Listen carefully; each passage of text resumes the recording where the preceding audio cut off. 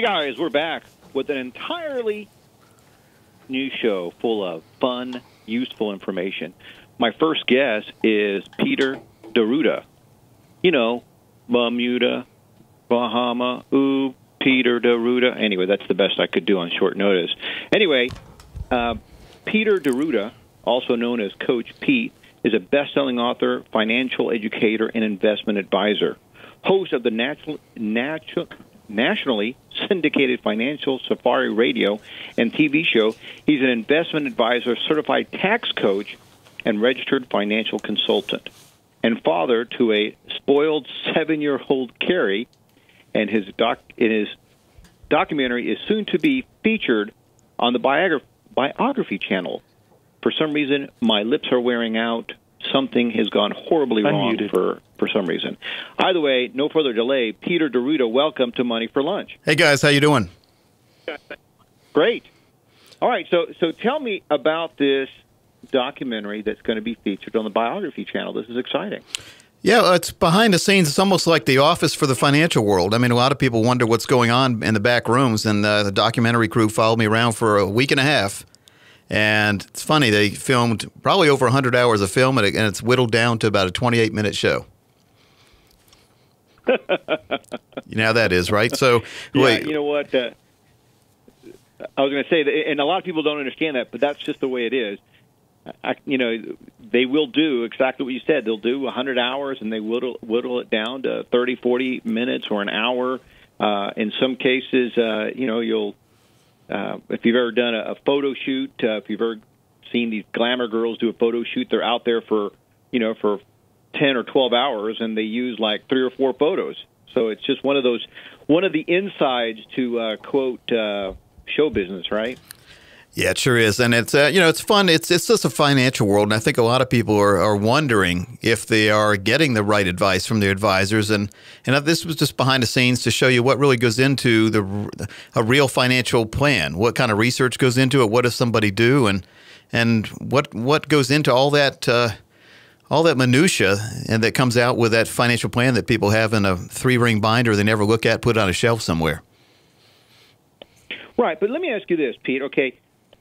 Don't you think that part of that is really our society's training about money? I mean, on one side, we're taught that money isn't everything, and in some cases, we're taught incorrectly that money is the root of all evil, and we have all this love-hate about money. On the other side, we know it's important, and we want to be wealthy. We want to save for our retirement, but we have this constant inner struggle. Do you think that's a lot of it? Yeah, everyone hates someone with money until they get money, and then they don't hate the person with money anymore. So it's like everyone's jealous, and they don't want to act like it. And we also are in what I call gratisfaction society. We want immediate things. We want them right now. So we want gratitude and satisfaction all at once. I call it gratisfaction. People don't have time to wait anymore. Good thing we have some good winemakers. You know, to find wine, it takes time for wine to get better in the barrels. If we had people in society now, if they managed wine like they try to manage money, we'd have grape juice all the time. We wouldn't have any wine. I love it. I love it. You know what? And you're right. We do have, and I like that that phrase, that gratis. What is it? Gratisfaction. Gratisfaction. I love it. Not only do they want it now, but they want it free. They want it cheap, and they don't want to take any responsibility for their actions as well. Yeah, and I just think that when we look at retirement, you know, a lot of people are retiring now. Baby boomers are hitting full force into the retirement world, and many of them didn't plan for the 30 or 40 years of unemployment, otherwise known as retirement. And so we look at the need these days, a tremendous need for what I call an income mechanic. Someone to help you. You know, we take our cars in for tune-ups and make sure it's running smoothly, and if we don't, it ends up breaking down on the side of the road. So if we can have a financial planner who specializes in income planning, someone to give you that tune-up every year, you'll never have to worry about your income plan breaking down, and you never have to worry about walking down the road with a red can trying to find a filling station in retirement. You know what? That's a great analogy. I think that is probably the best analogy I've heard in a long time. A income mechanic. Let's talk about this. Let me ask you this. with your experience, your background, how would you define risk tolerance in someone's retirement plan?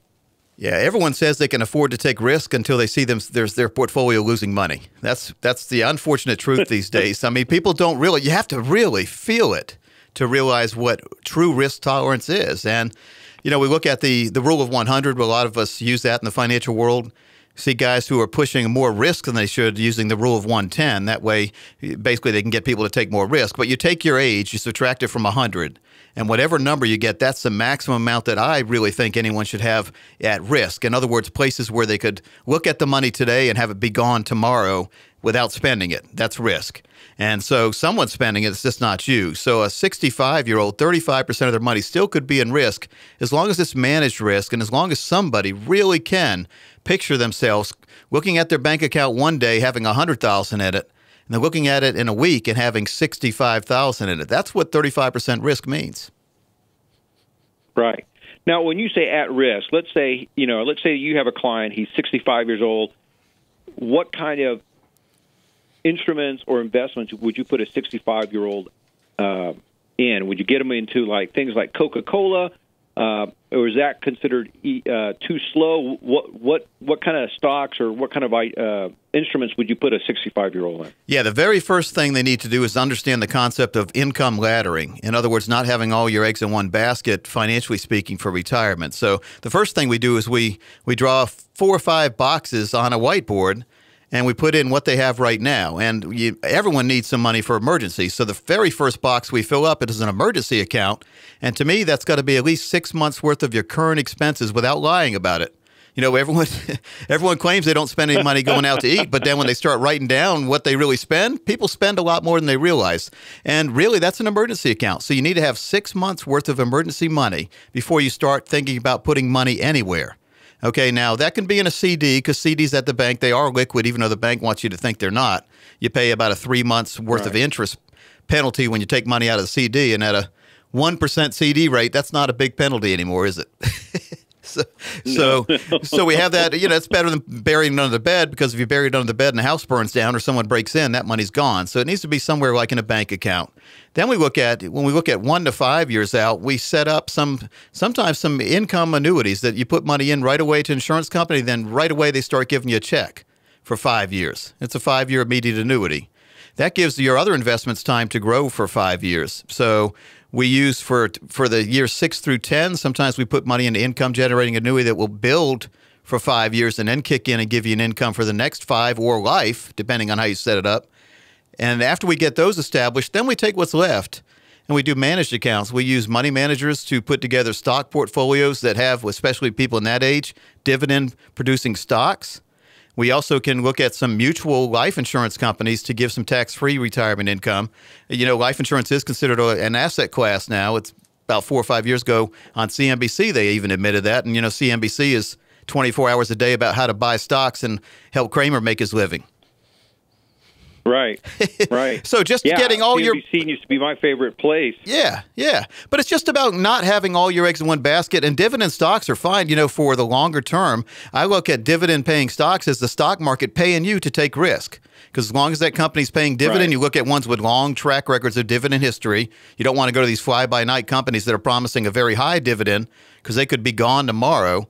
And keep in mind, when you do buy stocks, if you buy like Exxon at $90 a share for the dividend, and then Exxon goes down a little bit, and then they lower their dividend and the stock price goes down even further, you're in effect trapped in that stock because you can't get back what you paid. So you're trapped to that for a while. So it's just not having all your eggs in one basket, using annuities, using life insurance, using mutual fund stocks, managed accounts, and ETFs. Even REITs these days, real estate investment trusts, for people with money they can afford to lose again, because you have to have some money put away. You have to have some investment knowledge before you can invest in real estate investment trust. But what I like are the long-term care facilities. You can, in effect, pool your money with thousands of other people and invest in long-term care facilities. And there's one need that's even greater than money these days. It's the need for long-term care, because we're getting older, we're living longer. Long-term care facilities, in my opinion, are a great investment. There will always be people lining up to go into those facilities, and they are not cheap, are they? No, they're not. In fact, they're one of the, as you mentioned, they're one of the fastest, hottest industries to invest in, and the reason for that is because they're not cheap, and they're almost like an immediate profit. Hey, speaking of profit, let me take a quick commercial break, and then we're going to come back. We're talking to Peter DeRuda, a financial advisor, right after this quick commercial break. Guys, we're off to a great start talking about you and your money with Coach Pete DeRuda, best-selling author, certified financial educator, and investment advisor. Pete, I want to talk about this real quick. I'm at your website, We Save Hair, and I want to let people know about this website. It's called WeSaveHair.com. And how are you saving people's hair? Well, there's the old commercial, Leave the Driving to Us. You remember hearing that on TV? I think it's for Greyhound Bus or something. So here's what it is. That's right. It is a 24-hour, 7-day-a-week job to manage money. And anyone who thinks they're going to do it themselves, you can do it yourself, but you can also spend hours worrying about things. And the old saying is, if you worry, you lose hair, and you pull your hair out when you're worrying. So let us do the worrying for you, and that's what we always tell people, and it's true. You can have a worry-free retirement if you have your assets allocated right, and if you have the right advisor on your team. And, the advisor is almost like the quarterback, even though you're the coach still, it's your money.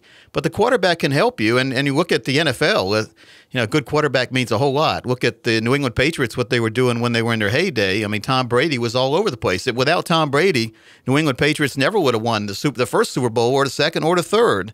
And so it's about having the quarterback on your team. And I always believe, and there's a saying that Tony Robbins used, and he's used it over and over again, and he said, our own decisions determine our destiny. Our own decisions determine our destiny. People like to blame other people for everything, but really, it comes down to you. And it comes down to, what do you really want to happen in retirement? It's fun to go to the cocktail parties and brag about the stock that you found that no one else did, and you made a 30% return. You want to tell everyone about it. But then you go to the cocktail party the next year, say it's around Christmas time, and that stock that you were bragging about last year doesn't exist anymore. And you've lost all that money, or you even piled more money into it when it was going up. And so it's not about what you or how you put money in, it's how you take money out. The exit strategy is so vitally important in the financial world, and it's overlooked. So when you're playing the stock market, just keep in mind, if you're trying to do it on your own, you have to be right twice, not once. You have to be right going in, getting a cheap price on a stock, and you have to be right coming out, locking in gains and getting out before it goes the other way. I love it. I love it. Pete DeRuda, what's the website we should give out here in case somebody wants to reach you? WeSaveHair.com or thekingofincome.com? Yeah, The King of Income is about income planning, and We Save Hair gives a broad overview. And we do have a TV show each week. It's financialsafari.tv if people want to go look at some of the old TV shows. Financial Safari, SAFARI.tv. And so we're real proud with TV shows about 15 weeks old, so it's a pretty new show, but it's sweeping the nation. People love it when they see it. I love it. Pete DeRuda, thank you so much for stopping by. We appreciate it. Hey, the pleasure's been on this side of the microphone. All righty, sir. We'll talk to you later.